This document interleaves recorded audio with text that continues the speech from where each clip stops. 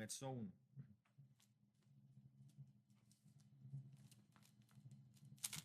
Ok, hermano. Hoy vamos a continuar entonces con la serie de los profetas que quedamos pendientes. El último profeta que vimos fue Nahum, ¿correcto? Ok, Nahum. Ahora vamos a Sofonías. Sofonías es un profeta contemporáneo con Nahum. Pero vamos a hablar quizás de las perspectivas y los aspectos de ambos profetas y cómo encararon el llamado que Dios les hizo. Esta enseñanza o esta predicación está titulada Sofonías, juicio, sufrimiento y elección divina. De nuevo, Sofonías, juicio, sufrimiento y elección divina. Ok, hermano. Primero que nada vamos a ponernos en contexto. Dice el capítulo 1, verso 1. Palabra de Jehová que vino a Sofonías, hijo de Cusi, hijo de Gedalías, hijo de Amarías, hijo de Ezequías, en días de Josías, hijo de Amón, rey de Judá. Ok. Lo primero que debemos entender acá, hermanos, es en el contexto en el cual Sofonías nace, ¿verdad? Y viene a ser llamado por el Señor como profeta. Cuando él comienza estas palabras, cuando él comienza a redactar en su libro toda esta ascendencia, él quiere hacer resaltar algo. Él quiere dar a entender algo. Y es lo siguiente, hasta la última línea de ascendencia, la última persona en ser nombrada en su línea genealógica es Ezequías. Y él termina su línea allí porque él quiere hacer un punto importante. Y es el siguiente. Él lo que quiere decir es, yo vengo del linaje real. Es decir, él traza su línea hasta uno de los que fueron uno de los reyes de Judá.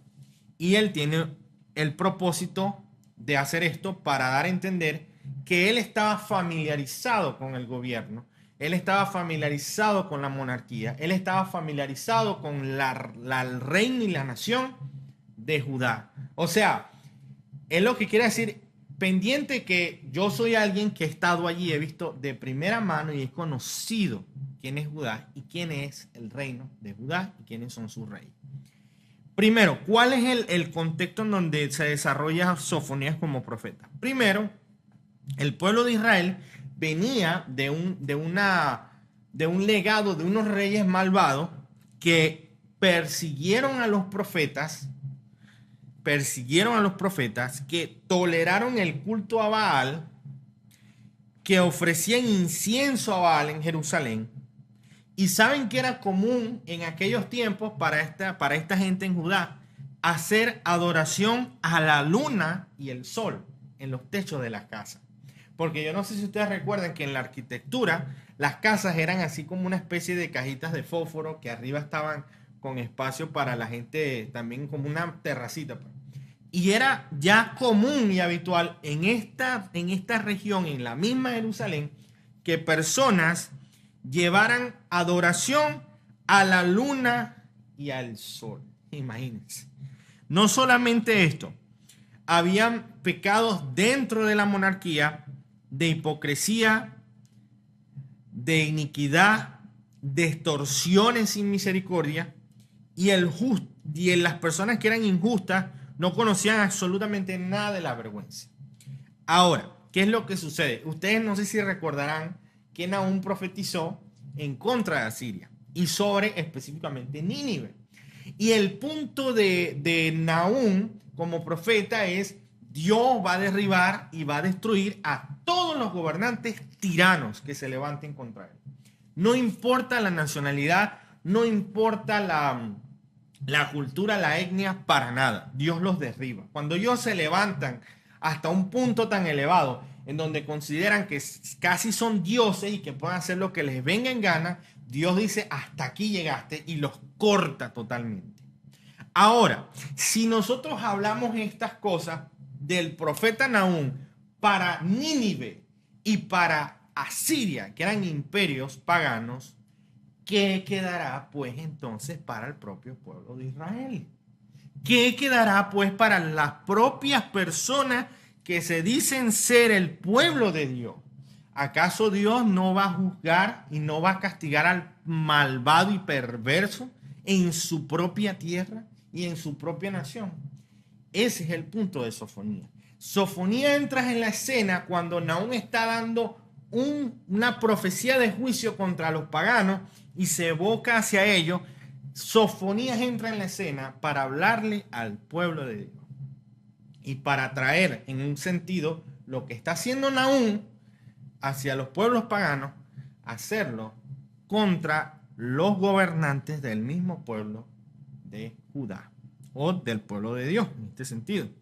Entonces, hermano, cuando nosotros hablamos que Nahum expone el juicio que se avecina para Nínive y hace un hincapié en los tiranos, en el sentido de Sofonías hay un mensaje que cambia con respecto a Nahum.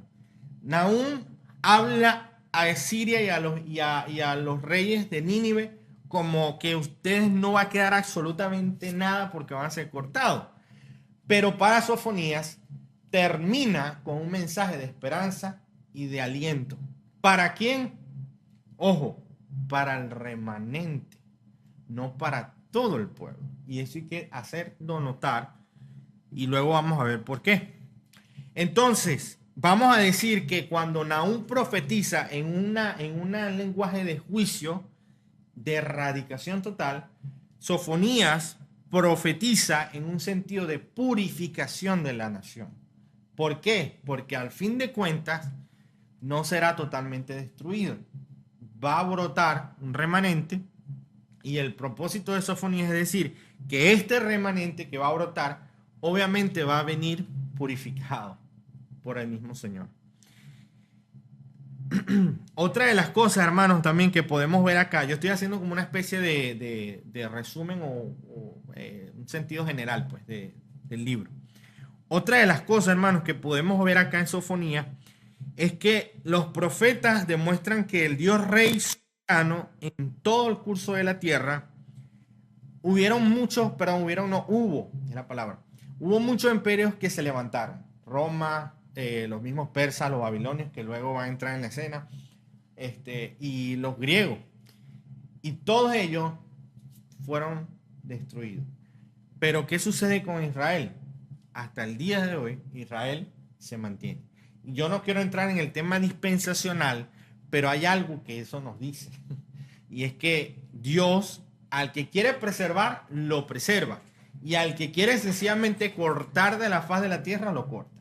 Indistintamente de lo grande que pueda hacer, lo grande que se pueda mostrar. Hermanos,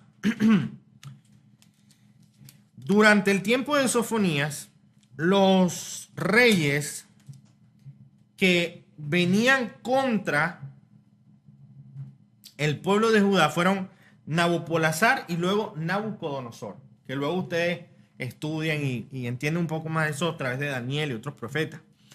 Pero entonces, antes de que Nabucodonosor entre en escena, Josías está allí. ¿Quién es Josías? Josías fue uno de los últimos reyes de Judá, de cuando se dividió el reino y empezaron a venir reyes y a levantarse reyes y reyes y reyes.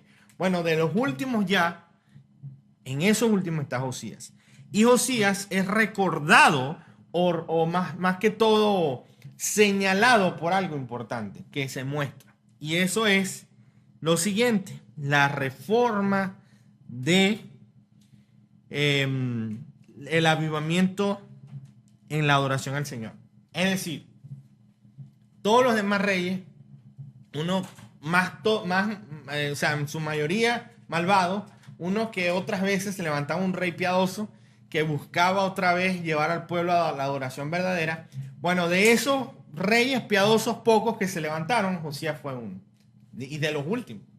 Y Josías intentó traer una reforma en el pueblo de Judá, al pueblo de Judá. Y allí es donde entra Sofonías.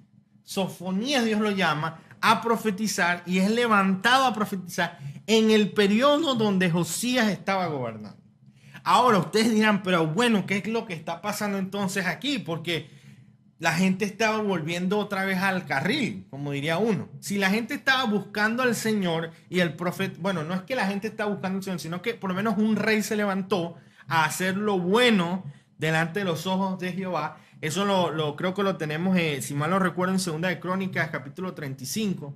Él empieza a hacer reformas. De hecho, encontraron el libro de la ley, eso aparece en Crónicas, que lo tenían abandonado, tirado por allá, y lo consiguieron. Y dice la palabra que ellos empezaron a humillarse, a buscar al Señor, porque sentían como que, oye, hemos pecado. Y vino de verdad un arrepentimiento. Pero ojo, quien estaba impulsando todo esto era el rey Josías. Él era el que estaba en el, vamos a decir, en la punta liderando lo que fue la reforma. Josías trabajó, hizo muchas cosas, pero luego, 70 años después, vino la invasión de Babilonia a Judá. Sofonías, entonces, podemos decir, fue contemporáneo con Jeremías, fue contemporáneo con Nahum y probablemente también con Habacuc como profeta. O sea, él estuvo ahí en un margen de por lo menos lo que fue Jeremías. Ahora, vamos a entrar en materia. El primer punto se titula La profundidad del juicio de Dios y el testimonio cristiano. Ese es el primer título en cuanto al desarrollo de esta predicación. La profundidad del juicio de Dios y el testimonio cristiano. Sofonías 1, Sofonías capítulo 1, verso 1. De nuevo, palabra de Jehová que vino a Sofonías, hijo de Cusi. Ok, ya vimos esto. Ahora, ¿qué sucede después? Inmediatamente luego, verso 2 y verso 3. Yo quiero que por favor vayan a Génesis capítulo 1, verso 20. Otra persona que busque, o bueno, tengan Génesis capítulo 1 del verso 20 al 27 a la mano, por favor. Ténganlo ahí a la mano. Génesis capítulo 1, verso 20 al 27. Ténganlo, por favor, a la mano. Y por favor, tengan a la mano Sofonías capítulo 1, versos 2 y 3. Ok, si ya tienen Génesis 1, si ya lo tienen, el verso 20 de Génesis 1 dice que Dios creó los seres vivientes en las aguas y las aves que vuelan sobre la tierra. Luego, en el verso 25, dice que hizo Dios los animales de la tierra según su género y ganado según su género y todo animal que se arrastra sobre la tierra según su especie. Y luego en el 27 dice, y creó Dios al hombre a su imagen, a imagen de Dios lo creó. Creo que se cayó aquí esto, Antonio. Puedes revisar a ver. Ajá. Génesis 1 del 20 al 27. Ahora, ¿qué sucede? Vamos a Sofonías 1, 2 y 3. Miren lo que pasa aquí. Esto, en un sentido, es como si habláramos de forma reversa lo que pasa. Sofonías 1, verso 2. Destruiré por completo todas las cosas sobre la faz de la tierra, dice Jehová. Verso 3. Destruiré los hombres y las bestias. Destruiré las aves de los cielos y los peces del mar. Y cortaré a los impíos y raeré a los hombres sobre la faz de la tierra. ¿Ven la relación el efecto de lo que está haciendo Sofonías? Es que es tremendo. Por eso es que yo digo, la doctrina de los profetas. Porque cada uno es distinto en su forma de abordar la palabra y en su forma de hablar al pueblo. Él hace una forma de ingeniería inversa y empieza a hablar de cómo Dios va a destruirlo en forma reversa. ¿Y eso de qué nos habla, hermano? Bueno, hermano, eso nos habla de la profundidad del juicio de Dios.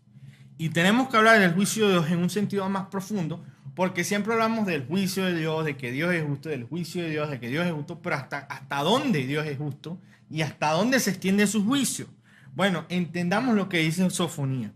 Primero, nosotros no podemos estimar las acciones de Dios de acuerdo a nuestro juicio, por muchas razones, empezando porque somos seres pecaminosos, pecamos. Número 2, no conocemos, o sea, no entendemos, no tenemos absolutamente nada de la sabiduría que Dios tiene y de su inteligencia y su capacidad.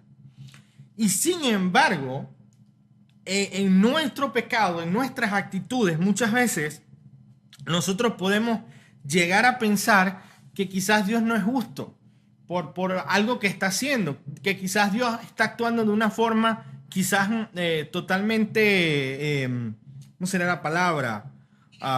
Arbitraria o en un sentido sin sentido alguno. Que Dios está haciendo las cosas de forma espontánea y sin propósito. Pero ¿por qué razón lo hacemos? Porque no entendemos y porque el pecado de orgullo y la falta de humildad hace que nosotros cuestionemos los designios de Dios. Y especialmente cuando esas cosas nos afectan profundamente. Porque vamos a estar claros, o sea, cuando nosotros todo nos va bien, nadie se queja. El problema es cuando las cosas empiezan a ir mal. Y ahí es el punto. ¿Cuál va a ser nuestra actitud en cuanto a los designios de Dios? Es importante entender, hermanos, que los juicios de Dios son profundos. Los juicios de Dios son demasiado profundos al punto de que no vamos a entenderlos jamás. Nunca vamos a poder entender y comprender por qué o de qué manera Dios hace lo que hace. Y eso es, ¿saben qué, hermano? Eso es voluntad del Señor revelarlo si Él le place hacerlo. O sea, que ni siquiera nosotros, cuando pasamos por una circunstancia difícil que decimos, bueno, Dios tiene un propósito. Eso está en derecho de Dios revelarnos por qué y el para qué. Eso ni siquiera nos compete a nosotros saber. Lo que pasa es que no quieren conectarse y la se ha habido interrumpido. Ah, Sí, voy a validar. ok. Bueno, de todas formas, por ahí un enlace que tú puedes copiar y enviar a... Ajá, hermano. Ahora, quiero dar en el punto central, como quien dice, con respecto a estas frases, el de por qué destruir los animales en el sentido religioso. Quiero ahora como ir al grano, como se dice, con respecto a esto. El punto es el siguiente, hermano. Dios dice en su palabra que creó los cielos y la tierra, el firmamento, las estrellas, hizo los animales, las aves, todos los peces del mar. Dios ha creado todas estas criaturas. Y Dios puso al hombre ¿en qué posición? En una posición de mayordomía, de superioridad, de estar por encima. Ahora fíjense lo siguiente, hermano. Si podemos decir que los animales y la creación, como dice la palabra gime, ¿verdad? Guardando la manifestación de los hijos de Dios, es decir, que la misma tierra ha sido sometida a pecado por causa de la caída del hombre, ¿verdad? Y que los animales pudiéramos decir que son inofensivos en este sentido, en este respecto, ¿verdad? Si Dios dice que va a acabar con los peces, las aves, los animales de la tierra, de nuevo, la pregunta que viene a la escena es, ¿qué crees que va a pasar para ti, hombre, que estás en la mayordomía, que estás en la posición de superioridad? Si Dios dice que va a cortar todos los animales, que va a destruir las bestias, que va a destruir las aves, ¿dónde te vas a guardar? ¿Dónde te vas a proteger? ¿En qué lugar vas a ir a esconderte? Hombre, no sé si me doy a entender la idea, hermano. O sea, esto es una especie de... Ustedes conocen lo que es una hipérbole. Una hipérbole es una especie de ilustración muy exagerada para hacer como que hacer una idea más todavía más impactante, como para hacerla más enfática, por decirlo de alguna manera. Entonces, Dios dice que en su ira y en su justicia va a proceder con los animales, va a proceder con todos los creados en la tierra. Entonces, ¿qué va a quedar para el hombre? ¿Dónde va a ocultarse? ¿Dónde va a esconderse el hombre? Hermanos, y luego dice, y raeré a los hombres de sobre la faz de la tierra. Es decir, de todo el que dice que lo va a destruir completamente es a los hombres. Hermano, esta persona que está hablando, el profeta Sofonías, era tataranieto de unos reyes muy famosos de Judá. Y era una persona que conocía y que sabía mucho de lo que pasaba en la monarquía y en el reino. tenía conocimiento de primera mano. Y a pesar de que era un tiempo de avivamiento, entre comillas, religioso, porque Josías estaba emprendiendo muchas reformas, el Señor todavía dice lo que está diciendo. Ustedes pueden sopesar, observen esto. Por una parte está Josías haciendo un trabajo de reforma, pero por el otro lado Dios está diciendo: voy a destruir completamente todas las cosas sobre la faz de la tierra, destruir los hombres, las bestias. O sea, ustedes pueden tratar de unir las dos ideas. ¿Cómo se pueden unir? ¿De qué manera? Ese es otro de los puntos que vamos a ver. El punto es el siguiente, hermano, que Sofonías, por ser profeta del Señor, fue guiado por el Espíritu a ver más allá de lo que la vista puede ver. Y él vio los corazones de las personas y sabía que el celo que tenían era un celo totalmente circunstancial, emotivo, pero no sincero. Es decir, las reformas que estaba haciendo Josías, aunque él tenía la pasión, aunque él estaba haciendo todo su esfuerzo, eran superficiales en el pueblo de Judá, de Jerusalén. La gente se pudo deshacer de los ídolos en sus casas, pero continuaban teniendo los ídolos en su corazón.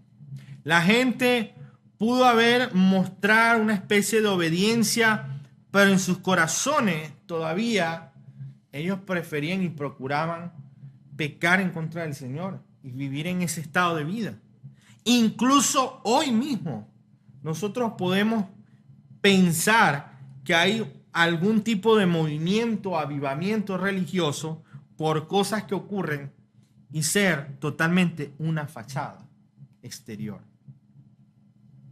Porque de nuevo, Dios es el que ve directamente en los corazones de los hombres.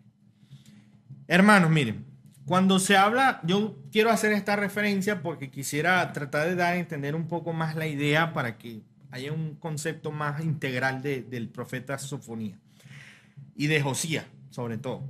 Cuando se habla, ustedes saben que en Apocalipsis hay un tema de dispensacionalismo con la cuestión de los dos testigos, que hay dos testigos. Yo en estos días estaba hablando con mi esposa al respecto y siempre se mencionan dos testigos y todo este tipo de cosas. Quiero hacer un compás para tratar de explicar algo. Los dos testigos en Apocalipsis son simbólicos o alegóricos, ¿ok? Simbólicos o alegóricos. Ellos pueden personificar cosas como la ley y los profetas en la antigüedad, los apóstoles y el Señor Jesucristo, la iglesia de Jesucristo, etcétera, etcétera, etcétera. O sea, no sé si me voy a entender. Es una figura alegórica que puede aplicarse a cualquiera que haga el trabajo de testigo de Cristo en la tierra. Juan, recordemos que fue llamado el testigo fiel. En este sentido, Josías era como una especie de testigo, era como una especie de profeta también con Sofonías, porque Josías estaba haciendo el trabajo de guiar o de llevar el pueblo a la adoración verdadera, es decir, a abandonar los ídolos, a abandonar el paganismo y a retomar el culto a Yahweh. Pero ¿qué es lo que estaba pasando? Que la gente, tal y como se describe en Apocalipsis, no escuchó a los profetas y los mató. Es decir, como pasa con todos los profetas de la historia del pueblo de Israel, que han sido apedreados, han sido azotados, han sido menospreciados, han sido perseguidos, etc. En este caso, Josías era un rey que Dios lo levantó, incluso siendo muy chiquitico, muy niño, a hacer reformas para tratar de llevar a su pueblo, y la gente sencillamente le entró por un oído y le salió por otro. Es decir, no llegó al corazón, a pesar de todo el trabajo que se hizo. Hermanos, miren, y esto nos debe hablar a nosotros del llamado que las personas, del llamado que Dios ha hecho a cada uno. Primeramente a aquellos que son ministros, que son pastores, que son evangelistas, que están trabajando en la obra, y también de los que quizás no tiene un ministerio en un sentido así como un pastor o maestro, pero también tiene un llamado del Señor a servir. ¿Y qué pasa? Que tal y como lo compartimos en la parte de Ageo, a la primera dificultad o a la primera oposición, lo que hacen es desmayar, desfallecer, no puedo seguir, no puedo más, y se quedan allí. Bueno, Josías, ¿qué se puede decir de Josías? Primero, que los reyes anteriores, Amón, Manasés, toda esa gente que venía desde antes, habían dejado un legado horrible de paganismo en la tierra y que todo el pueblo había aprovechado ese tiempo para acostumbrarse a ese estilo de vida. Y él tuvo que enfrentarse a ese legado y a esas generaciones. Y además de eso, tenía que enfrentarse con el profeta Sofonías que decía, ¿saben que Dios va a destruir hasta las aves del cielo y las bestias de la tierra? Entonces imagínense, o sea, para Josías no era fácil. Entonces, hermano, lo que queremos ver acá es que Josías no desmayó y no se cansó de trabajar por llevar al pueblo a la verdadera adoración.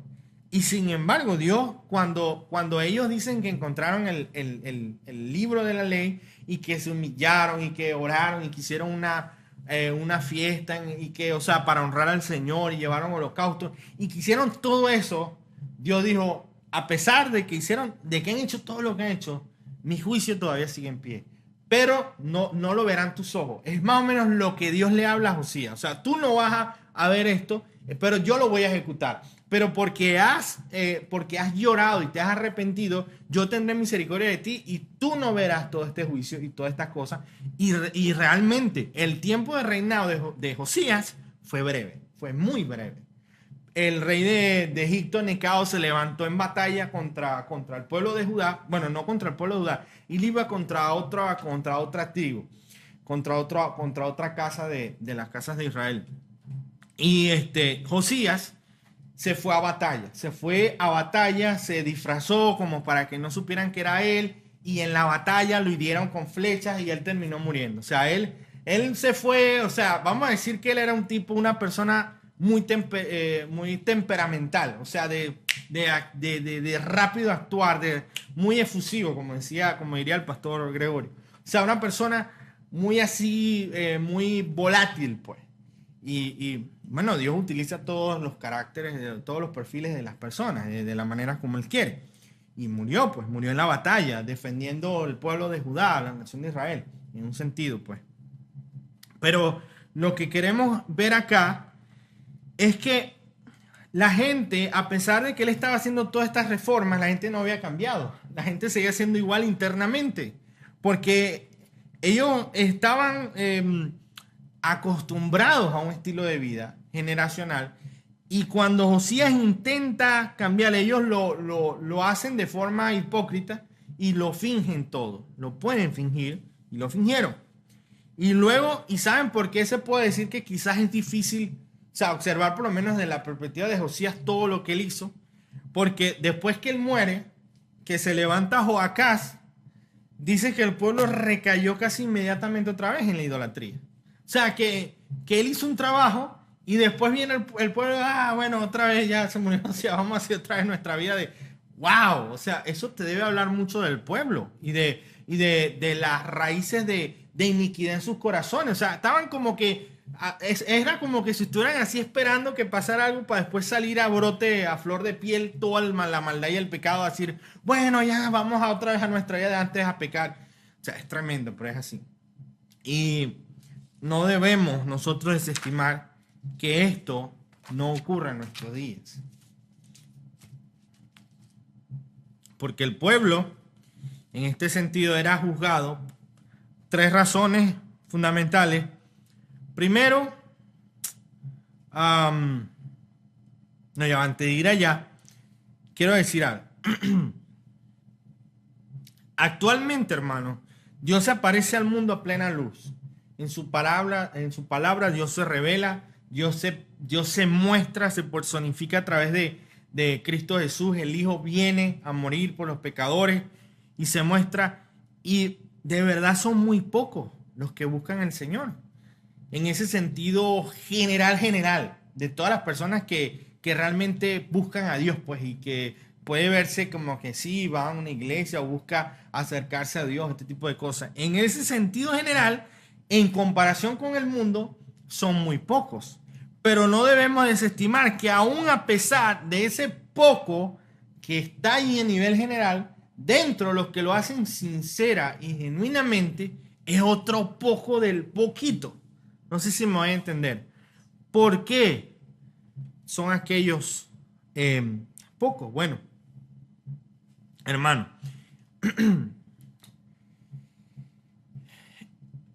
debemos aprender a mirar a Josías en el sentido que en su propio tiempo no dejó de hacer absolutamente nada de lo que pudiese estar a su alcance para que el pueblo fuera a la verdadera adoración. Y cuando vio que casi efectuaba poco o nada, a lo mejor él podía decir, no, ya no puedo más, ya, o sea, me doy, ya no aguanto con esta gente. O sea, no sé si ustedes recuerdan a Moisés lidiando con el pueblo. O sea, en ese sentido, Josías es como una especie de Moisés que tiene que lidiar con un pueblo duro de servir, que está ahí y al fin y al cabo, él muere y pudiera decirse que él pudo rendirse en algún punto, pero él no se rindió. Él no se rindió por un momento. Hermano, de la misma manera, yo creo que es bueno hacer esta comparación. Vamos a vernos a la luz de Josías. Imagínate vivir un largo tiempo rechazando a Dios, siendo esclavo del mundo y del pecado, en la banalidad de la vida. Y compáralo ahora con una vida corta, frágil, con sufrimientos, pero con una potente luz que es capaz de iluminar en cualquier oscuridad. La palabra nos enseña que somos luz y sal en la tierra. Y si somos luz, seremos luz como de pronto una especie de fuego artificial que explota por un momento en fracciones de segundos y no se ve más. Porque la vida cristiana es una vida de lucha y de oposición contra el mundo, contra Satanás y sus demonios, contra el pecado. Y eso para nosotros no debería ser algo extraño. No debería ser algo extraño que tengamos que considerar el sufrimiento como una parte de nuestra vida. Dice la palabra que somos copartícipes del sufrimiento de Cristo. Entonces, que no sea algo extraño a nosotros. Y que veamos que si ciertamente nuestra vida no sería larga en la tierra y tampoco la vida más cómoda y más feliz y más alegre, sí sería la vida que mayor luz irradia en esta tierra, a pesar de morir en un corto lapso de tiempo. Entonces, hermanos, nosotros los cristianos no tenemos opción para decidir en un sentido si vamos a vivir para la gloria de Dios o no vamos a vivir para la gloria de Dios. Todos estamos llamados a vivir para la gloria de Dios. Entregar la vida con intensidad y pasión, sirviendo al Señor, siendo testigos de Cristo en cualquiera que sea la circunstancia, siendo en los momentos difíciles como en los momentos fáciles, siendo en los momentos de tormenta como en los momentos de tranquilidad, es en ese sentido vivir para la gloria de Dios. Vivir con intensidad y pasión de la forma que Josías lo hizo, sirviendo a su Señor, al llamado que Dios le hizo. Entonces, hay otro punto que debemos, otra aplicación que debemos ver en esto, que es que, hermano, nosotros a veces, hay una frase por ahí que dice algo así como que no, que quiere ser más bueno que Dios. ¿Cuándo se dice no, que quiere ser más bueno que Dios? Se dice una frase. Pero, hermanos, a veces nosotros, cualquier persona que sencillamente se declare no enemigo del evangelio, escúchese bien, no enemigo del evangelio, nosotros lo declaramos santo y piadoso y una persona de gran estima para nosotros y renombre. Y lo que nosotros vemos acá es que hay muchas personas que consideran la religión, pero también hay un grupo grande de hipócritas y de paja mezclada con el trigo. Eso es lo que el Señor Jesucristo enseñó. Entonces, el punto no es, si no eres enemigo del Evangelio, ok, chévere, vente, vamos, o sea, estoy diciendo en un sentido metafórico, alegórico, no literalmente hablando. El punto no es que nosotros vamos a rechazar a las personas. El punto es que nosotros no podemos declarar a una persona que tan solo no se declara enemigo del Evangelio como si fuera una persona santa y piadosa y que es nuestro hermano. Porque realmente hay muchos con una apariencia de piedad. Eso lo muestra la palabra. Y no se refiere solamente a falsos profetas y falsos maestros. No, hay lobos vestidos de ovejas. Gente que, ok, no está predicando desde un púlpito, pero está buscando la manera de cómo robar al hermano que tiene al lado, cómo estafarlo. No sé si me voy a entender. Hermanos, miren, esto es una realidad en el mundo. Esto no es ser ¿cómo sería la palabra? No es ser fatalista. Es esencialmente como las cosas son y punto. En el mundo hay una iglesia visible. Pero de esa iglesia visible hay un remanente, hay solo un grupo que está allí realmente buscando al Señor con intensidad, buscando servirle, buscando testificar de Cristo. Entonces, hermano, consideremos que a pesar de que Josías había calculado limpiar la iglesia, recurrió al consejo de Jeremías, buscó a Sofonías en un sentido. A pesar de todas estas cosas, Dios se enojó cada vez más con su pueblo, incluso antes que Manasés y Amón. Pero es como si esa ira se iba acumulando del Señor por ver tanta maldad en su propio pueblo. Y hay una enseñanza en esto. Bueno, en todo esto, pero puntualmente, hermano, nosotros estamos lidiando con nuestra generación, pero hay una maldad acumulada por siglos y siglos atrás que viene como una especie de bola de nieve rodando y que va alcanzando mayores proporciones.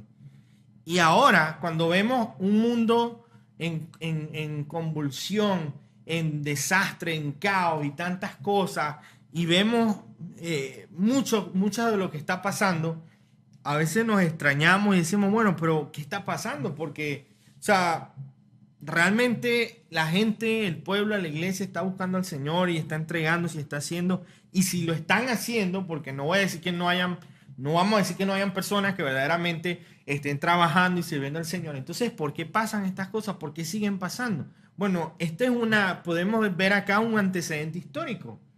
No necesariamente porque todos estemos haciendo nuestro trabajo, eso va a implicar que Dios sencillamente dice, no, bueno, ya vamos a dejarlo así. ¿Cómo se llama? Cuenta borrada, saldo y cuenta nueva. Cuenta borrada y saldo nuevo. O sea, porque Dios no opera de esa manera. Y de nuevo, eso nos lleva al primer punto. ¿Por qué cuestionar los designios y juicios de Dios si no somos quienes para hacerlo? No sabemos qué está lidiando Dios en este momento en la tierra, en las cosas que estamos viendo. No nos desanimemos. Que lo que vemos en Josías sea un ejemplo para nosotros a continuar la batalla a pesar de que el mundo nos pueda cerrar el camino y por mucho que Satanás esté luchando y esté dando golpes contra la iglesia, sigamos perseverando en el trabajo que nos ha llamado a hacer. Amén. Entonces hay otro punto también, el punto número 2, que es la experiencia cristiana en el juicio de Dios. Ahora entramos en esta parte. Dice en Sofonías capítulo 2, verso 1, dice, congregaos y meditad, oh nación sin pudor, antes que tenga efecto el decreto y el día se pase como el tamo, antes que venga sobre vosotros el furor de la ira de Jehová, antes que el día de la ira de Jehová venga sobre vosotros. Buscad a Jehová todos los humildes de la tierra, los que pusisteis por obra su juicio. Buscad justicia, buscad mansedumbre, quizás seréis guardados en el día del enojo de Jehová. Fíjense esto, hermano. Mira lo que dice. ¿Quiénes buscan a Jehová? Los humildes, los que ponen por obra su juicio, los que buscan justicia, los que buscan mansedumbre. Es evidente que aquí se está refiriendo a un grupo específico y una selección específica de ese pueblo que en su mayoría lo que estaban era adorando el sol y la luna en los techos de las casas, etc. Entonces, si Dios mismo en Isaías 1:5 se queja de a veces haber trabajado en vano con su propio pueblo, hermano, nosotros que estamos allí, ¿cómo nos podemos sentir si Dios está lidiando? Voy a poner un ejemplo, que Dios esté lidiando con la Iglesia de la Gracia porque en su mayoría, bueno, no decir la Iglesia de la Gracia, cualquier iglesia. Dios esté lidiando con una iglesia porque hay mucho pecado en su gran mayoría. Pero hay un grupo ahí que está haciendo las cosas bien y que quiere agradar al Señor y que está predicando y que está haciendo la labor. Entonces, ¿cómo se sienten esos hermanos? Si Dios dice, no, voy a ir contra ustedes y los voy a destruir y los voy a acabar y y no va a quedar nadie vivo. O sea, ¿cómo se puede sentir el que está allí? Aquí empieza a entrar la esperanza y el aliento, porque él empieza a desarrollar el tema en dos partes.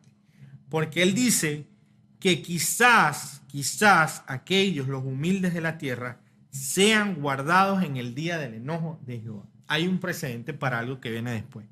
Entonces, hermano, hay,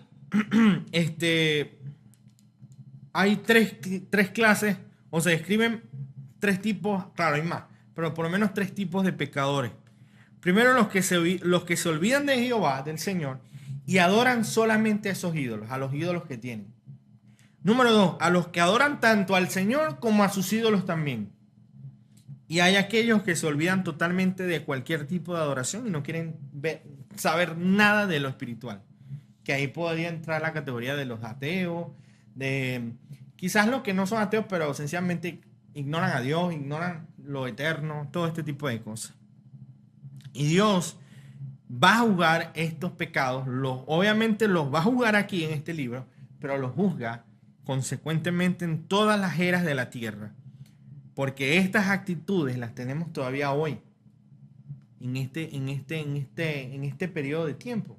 Gente que se olvida del Señor y adora solamente sus dioses, y hay gente que son hipócritas y adoran a sus dioses y adoran a Dios y creen que Dios no está al tanto de eso, que Dios no los ve.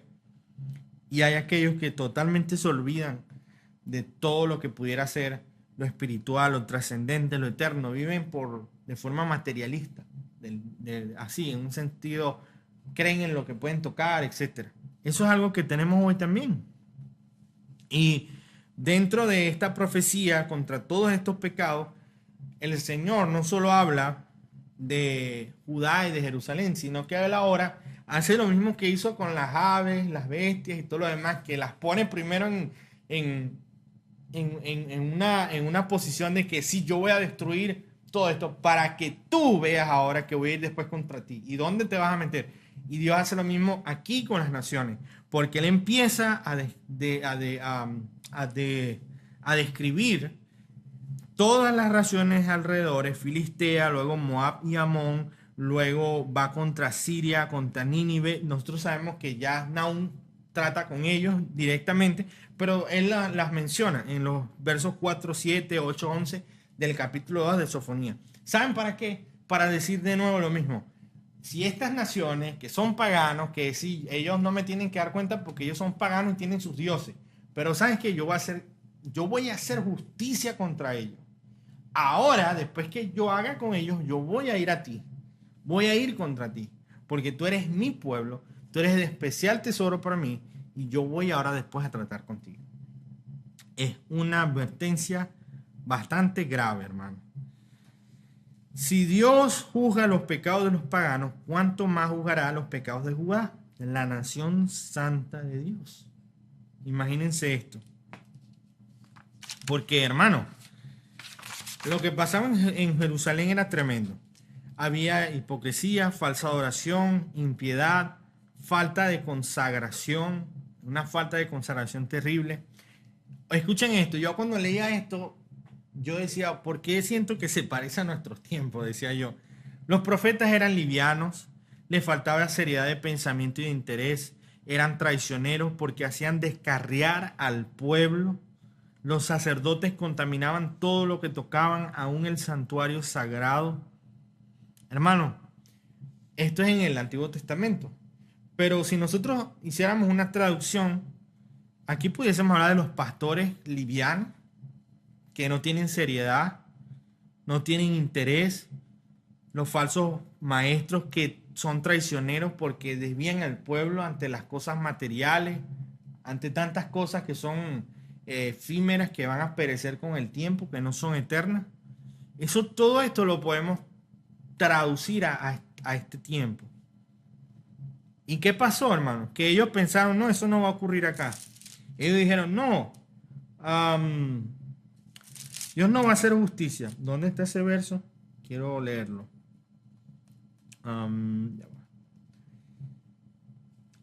Verso 12. Sofonía, capítulo 1, verso 12, dice, acontecerá en aquel tiempo que yo escudriñaré a Jerusalén con linterna y castigaré a los hombres que reposan tranquilos como el vino asentado, los cuales dicen en su corazón, escucha bien, Jehová ni hará bien ni hará mal. O sea, Dios va a hacer algo. Pero mira esta vida, mira lo que... Hermano, hay personas cristianas que luchan también con este pensamiento, que consideran que el curso de los acontecimientos de la historia pareciera sencillamente que es una bola que rueda y rueda y rueda y rueda y en ningún momento se va a parar y nadie sabe dónde va a caer. Quizás puedan pensar mucho así. Pero Dios no es como nosotros pensamos y no actúa como nosotros pensamos que va a actuar. Por eso de nuevo me remito al primer apartado de la enseñanza. ¿Cuál es nuestro rol cuando Dios decreta su juicio y establece lo que va a hacer como Él lo va a hacer? ¿Vamos a cuestionar a Dios? ¿Vamos a reclamar a Dios? ¿Vamos a criticar? ¿O qué vamos a hacer? Hermano, esta gente que decía que ahí Dios no haría ni bien ni mal, en el año 606, porque el profeta estuvo alrededor del 640, 620, 70 años más o menos después, vinieron los babilonios y destruyeron la nación, la ciudad y el templo. Acabaron con el templo, hermano. Déjame que estaban aquí llamando. Hermanos, miren. Voy a poner acá. Esto es importante que lo veamos. Voy a leer una cita y luego la voy a explicar un poco. Vamos a considerar en este momento la posición del cristiano en el juicio de Dios. O sea, este es Jerusalén, este es Judá, aquí. Y Dios dice, aquí viene el juicio contra ustedes. Y allí en todo ese grupo hay un grupito, un remanente del Señor que está ahí en medio de eso. Escúchenme esta cita. Sabemos cuán gravemente se prueba la fe cuando los buenos y los malvados son indiscriminadamente y sin ninguna diferencia castigados por la mano de Dios. Pues los piadosos, escuchen, se sienten tentados a pensar que no les sirve de nada que hayan trabajado sinceramente para servir a Dios. Piensan que todo esto ha sido en vano y sin ningún propósito, ya que se ven envueltos en las mismas miserias como los demás. Como entonces esta tentación es suficiente para sacudir incluso a los más fuertes, el profeta aquí exhorta a los fieles a perseverar. Eso es profundo, hermano. Eso es muy profundo. A mi criterio, o sea, yo no creo que no haya ninguno que sea identificado con esto que acabo de leer. Sencillamente hagamos una transliteración, un traslado a nuestro tiempo, a lo que estamos viviendo en Latinoamérica, en Venezuela, en esta tierra. Piensen en eso Y escuchen de nuevo. Gravemente se prueba la fe cuando los buenos y los malvados son indiscriminadamente y sin ninguna diferencia castigados por la mano de Dios. Pues los piadosos se sienten tentados a pensar que no les sirve de nada que hayan trabajado sinceramente para servir a Dios. Eso es profundo, pero es parte de la reflexión interna de un cristiano genuino y serio. Porque un cristiano genuino y serio es el único que se preocupa en servir al Señor y entregarse a hacer todo lo que puede.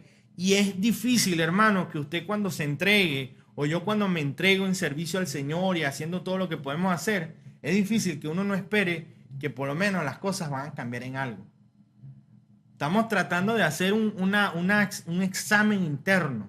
No sé si me voy a entender en el punto. Entonces, cuando vemos que todo sigue igual, que todas las cosas siguen en su curso, es difícil para un creyente porque se siente tentado. Puede sentirse tentado a pensar que Dios lo abandonó, que no tiene propósito todo lo que está haciendo. Hermano, yo creo que hay una cantidad de cristianos en Venezuela que todos los días se levantará con esta lucha, pensando y haciendo por todo lo que tienen que vivir. No solamente aquí, en los países donde hay persecución cristiana contra los cristianos. Entonces, el profeta internaliza este problema de a veces criticar y cuestionar los juicios de Dios por no entender. Sin embargo, él abre el compás y luego avanza en un tema que incluye a los elegidos de Dios. Porque no es que dice los voy a destruir y van a quedar todos muertos y ya se acabó todo. No, él abre un espacio para ese pueblo, para ese remanente que Dios tiene y que no es solamente de aquella época, sino que es de todas las edades y de todos los tiempos de que ha existido la iglesia y existirá. Voy a leer esta frase también, porque de nuevo, esto tiene mucha relación y esto es, hermanos, miren, esto es profundo, esto que yo estoy hablando aquí. Si no porque sea yo, no, para nada, sino porque toca tópicos de la vida humana, del corazón y de las luchas que uno tiene. Ahora, yo quiero decir algo importante con respecto a esto.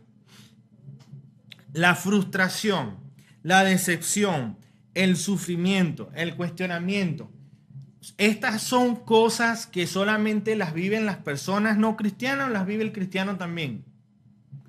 Las vive el cristiano también. El cristiano se siente frustrado, el cristiano muchas veces puede sentir decepcionado, sufrir, un montón.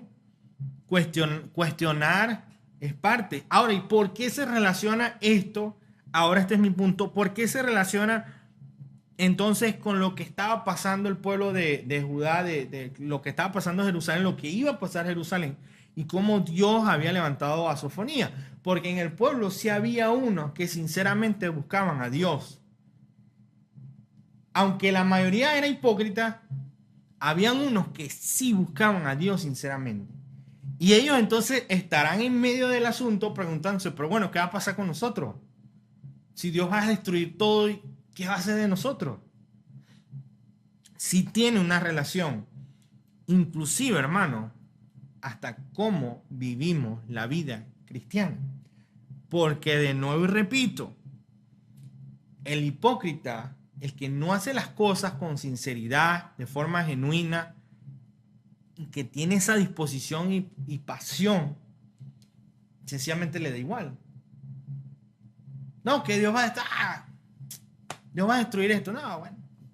En cambio, el que está trabajando en el Señor, el que está haciendo la obra, hermano, pero ya va. ¿Cómo es que Dios va a destruir esto? Pero si estamos trabajando, pero si estamos haciendo, no sé si me van a entender. Miren, hermano, este es el punto, uno de los puntos, quizás otro de los temas fundamentales de la doctrina de los profetas es el arrepentimiento. Es una de las cosas que siempre le dan como un martillo, el arrepentimiento genuino. Escuchen esta cita. El arrepentimiento entre los hipócritas y legalistas no es más que una especie de solicitud equivocada por la cual trabajan para apaciguar a Dios, como si se acercaran a Él. No, las satisfacciones del hipócrita y legalista no son más que obstáculos entre Dios y los hombres. Tremenda esa cita. Ese es de Calvino. Hermanos, miren.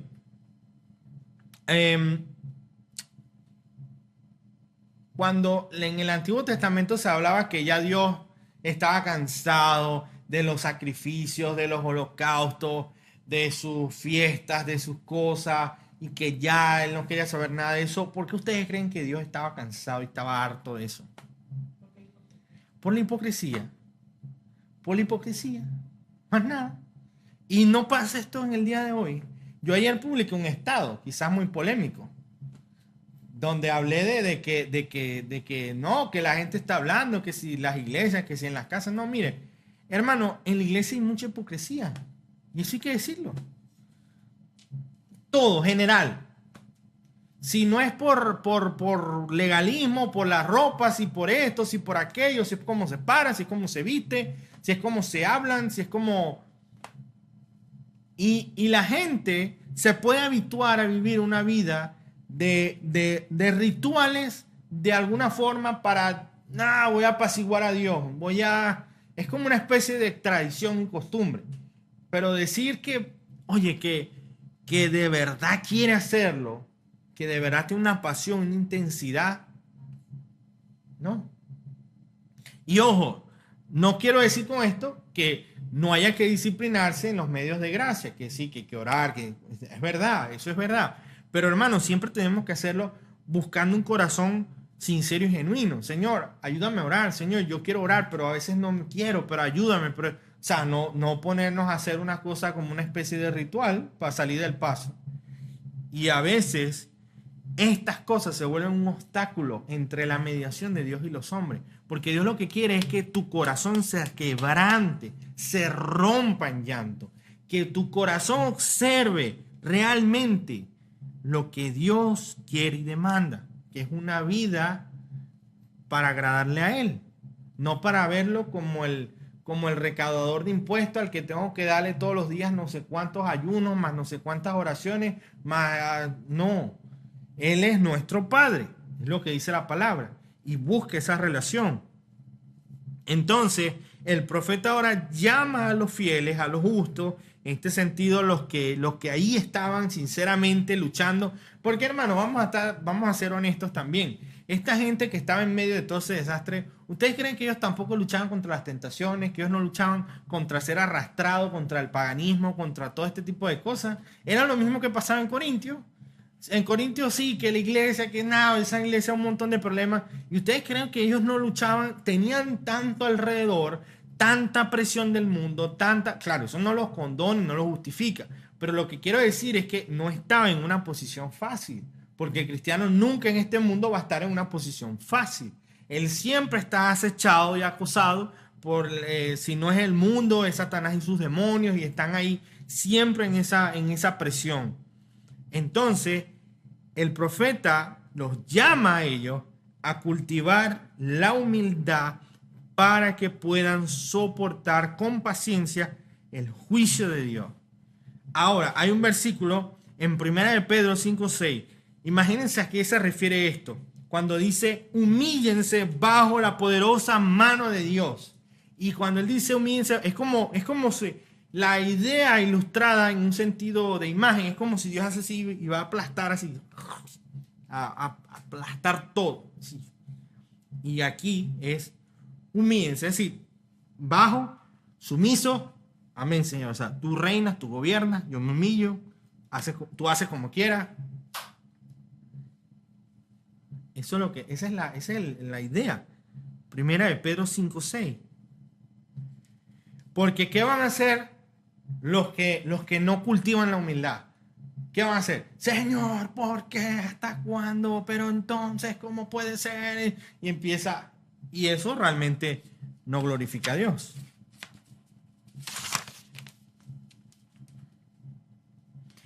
Ahora, el otro punto con el cual podemos conectar el juicio justo de Dios y a veces las percepciones que uno pueda tener, la otra historia con la cual podemos contrastar esta idea, es con la misma historia de Job. Ustedes se acuerdan de Job. ¿Cuánto no sufrió Job?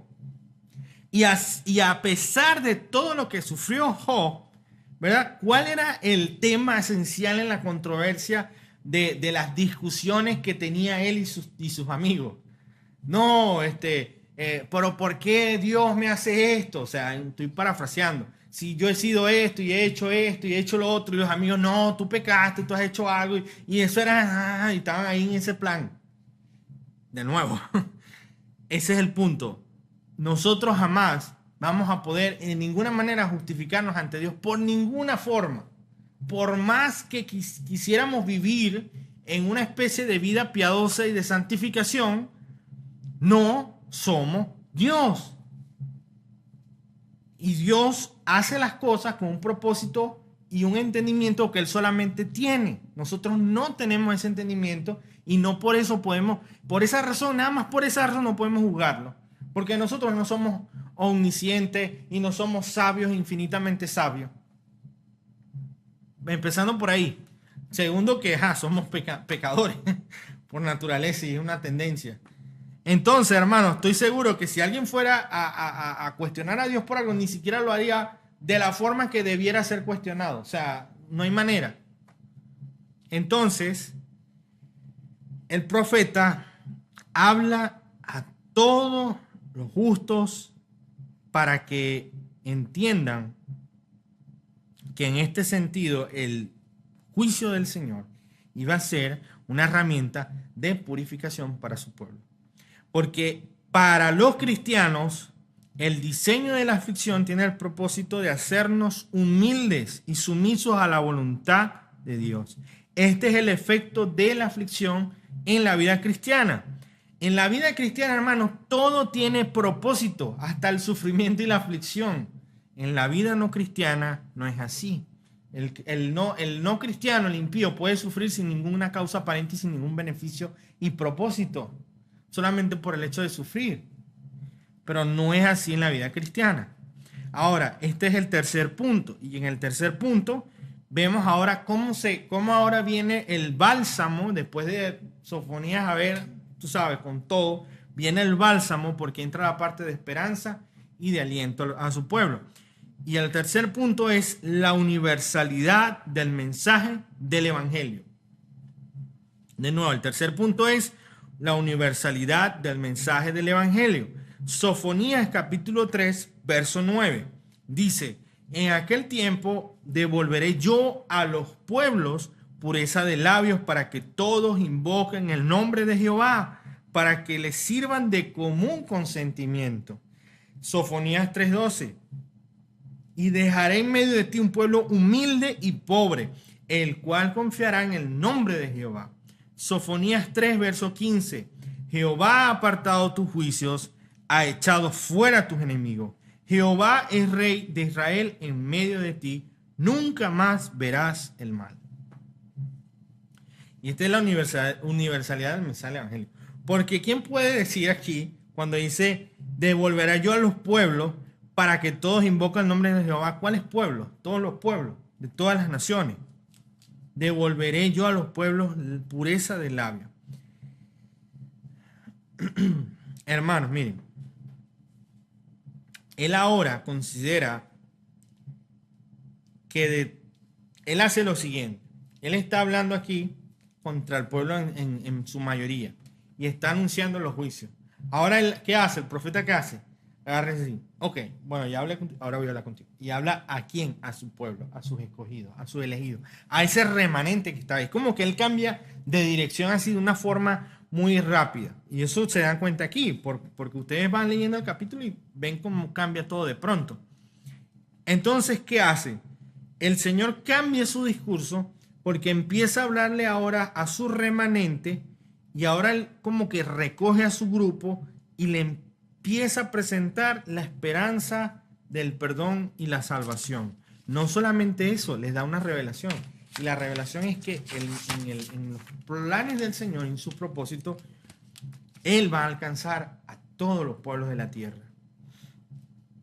Él está hablando, ¿saben de qué, hermano? Acá, de propagar su gracia ampliamente a todos los pueblos, a todas las naciones, después de haber limpiado la tierra. Porque no solamente se dice que se adorará en Judea, sino también en naciones extranjeras, en lugares más remotos. Fíjense algo con esto. Esto yo lo leí y yo, wow, tremendo aquí.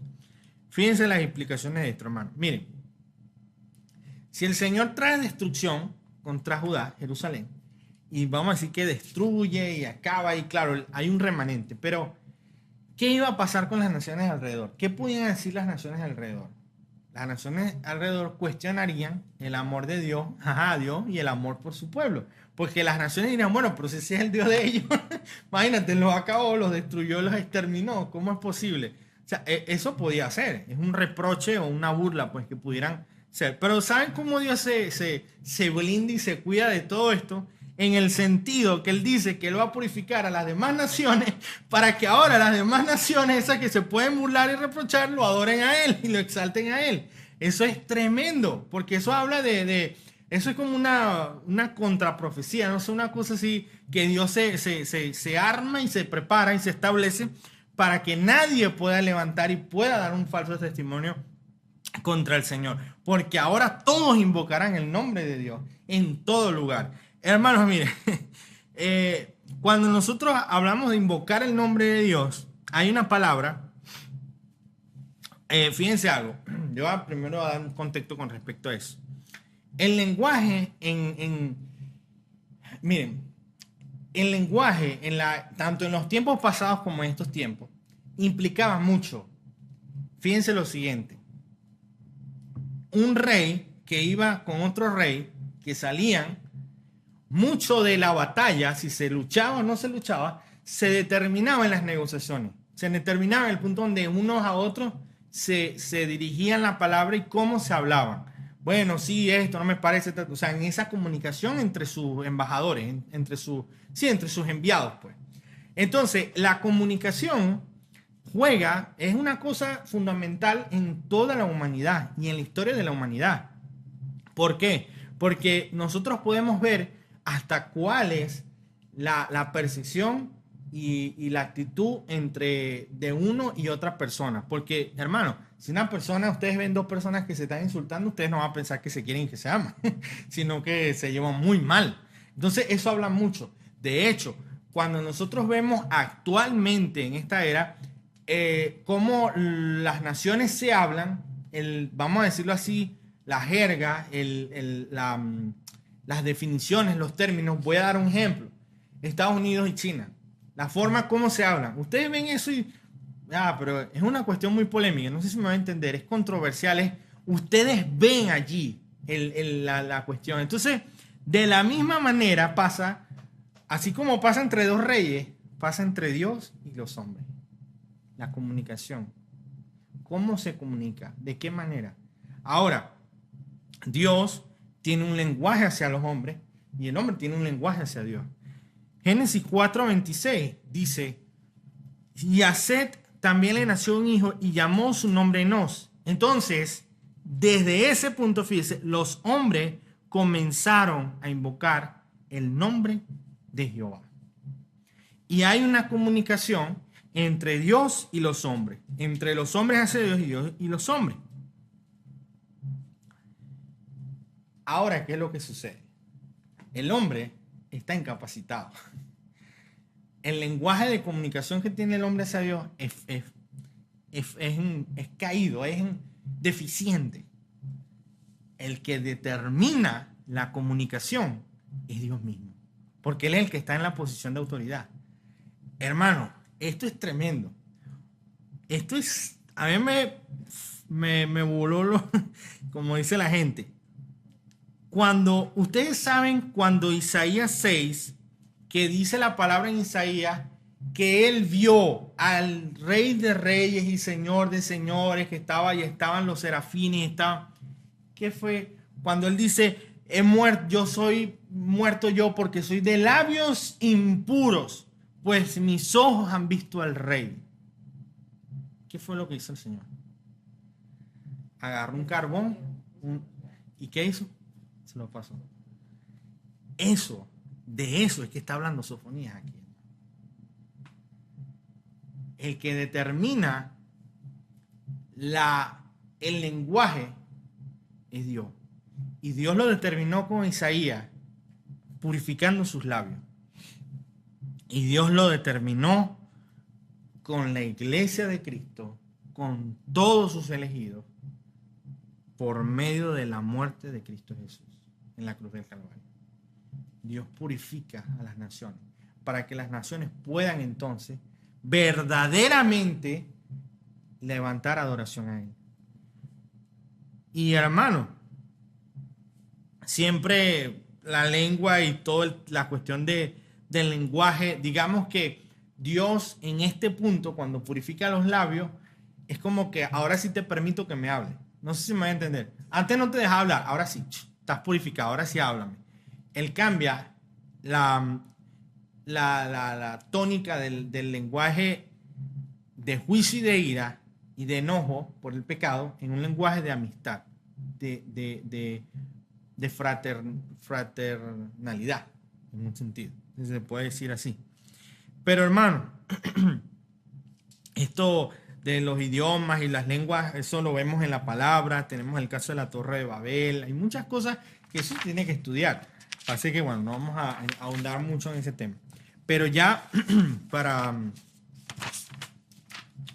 finalizar, de nuevo, Sofonías 3:9 y la universalidad del Evangelio. En aquel tiempo devolveré yo a los pueblos pureza de labios para que todos invoquen el nombre de Jehová, para que les sirvan de común consentimiento. Ahora, ¿cómo nosotros no vamos a llevar este verso directamente a Juan 23:24? Cuando el Señor Jesucristo dice, mas la hora viene y ahora es cuando los verdaderos adoradores adorarán al Padre en espíritu y en verdad. Porque también el Padre, tales adoradores, busca que le adoren. Dios es espíritu y los que le adoran en espíritu y en verdad es necesario que adoren. En esta reflexión teológica, ¿cómo podemos ver a Cristo en el libro de Sofonías? ¿De qué manera podemos ver al Señor Jesucristo? Y es una pregunta interesante, porque está directamente en el capítulo 1 de Sofonías, verso 7. Dice, calla en la presencia de Jehová el Señor. Como cordero no abrió su boca, fue llevado al matadero. Porque el día de Jehová está cercano, la venida del Señor Jesús. Porque Jehová ha preparado sacrificio, Cristo como cordero inmolado, y ha dispuesto a sus convidados. Es imposible que nosotros no hagamos referencia con esta invitación a Lucas 14:16, cuando Cristo mismo habla de la parábola del gran banquete. Ustedes recuerdan la parábola del gran banquete. Vayan, inviten a todas aquellas personas, a los que vengan.